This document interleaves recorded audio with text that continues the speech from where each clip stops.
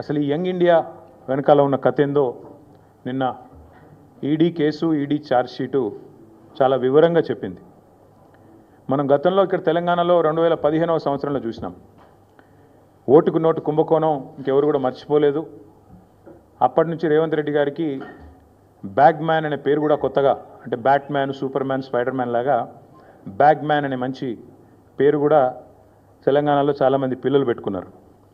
అదేమో ఓటుకు నోటు కుంభకోణం, ఇదేమో సీటుకు రూటు కుంభకోణం. ఇదేదో ఊరికే అనట్లేదు సీటుకు రూటు కుంభకోణం అని. స్పష్టంగా రేవంత్ రెడ్డి గారి గురించి నేను చెప్పడం కాదు, ఈరోజు మంత్రిగా ఉన్న కోమటిరెడ్డి వెంకటరెడ్డి గారే ఓపెన్గా బహిరంగంగా పత్రికా సమావేశంలోనే చెప్పినారు. ఈయన 50 కోట్లు పెట్టి పిసిసి అధ్యక్ష పదవి కొనుక్కున్నాడు అనే మాట ఆ రోజు స్వయంగా ఈనాటి మంత్రి, ఆనాటి ఎంపీ కోమటిరెడ్డి వెంకటరెడ్డి గారు చెప్పిన మాట.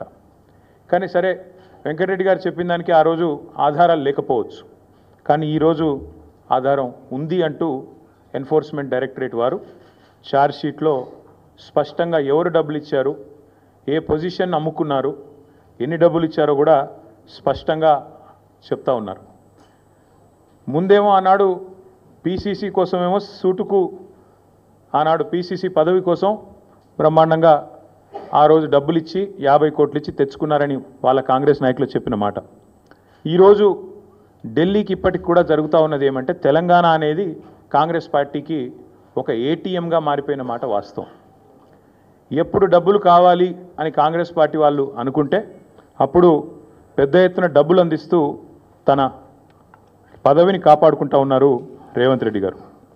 ఇవాళ ఓటుకు నోటు జరిగినప్పుడేమో రేవంత్ రెడ్డి గారు ఒక ఎమ్మెల్యే, కానీ ఈరోజు ఈ రాష్ట్రానికి ముఖ్యమంత్రి. కాబట్టి యావత్ దేశం పరువు, యావత్ దేశం ముందు తెలంగాణ పరువు ఇవాళ తీసి పరువు పోగొట్టి, నిజంగా తెలంగాణ ముఖ్యమంత్రి అంటే ఇట్లాంటి వ్యక్తి అనే పరిస్థితి ఇవాళ కనబడుతూ ఉన్నది. గతంలో యడ్యూరప్ప గారు కర్ణాటక ముఖ్యమంత్రిగా ఉన్నారు. ఇది నేను చెప్పేది 2020వ సంవత్సరానికి సంబంధించిన అంశం. ఇది కాంగ్రెస్ పార్టీ యొక్క స్టేట్మెంట్. ఆ రోజు కాంగ్రెస్ పార్టీ ఆనాడు యడ్యూరప్ప గారు ముఖ్యమంత్రిగా కర్ణాటకలో ఉన్నప్పుడు మరి హౌసింగ్ స్కామ్లో ఈయన పాత్ర ఉంది అని వార్తలు వస్తే ఆ రోజు అక్కడి కాంగ్రెస్ నాయకులు చేసిన డిమాండ్ ఏంది అంటే, మరి వెంటనే యడ్యూరప్ప గారు నిష్పక్షపాతంగా విచారణ జరగాలి అంటే రాజీనామా చేయాల్సిందే, ఇట్లాంటి వ్యక్తి ముఖ్యమంత్రిగా ఉంటే విచారణ ఎట్లా జరుగుతుంది అని చెప్పి ఆ రోజు అక్కడి కాంగ్రెస్ పార్టీ అధ్యక్షులు, ప్రదేశ్ కాంగ్రెస్ కమిటీ అధ్యక్షులు కర్ణాటకలో చేసిన డిమాండ్ చాలా వాళ్ళు చెప్పిన మాట.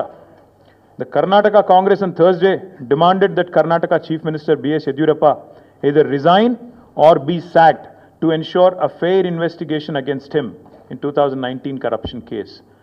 ఇది కర్ణాటక కాంగ్రెస్ మాట, నా మాట కాదు.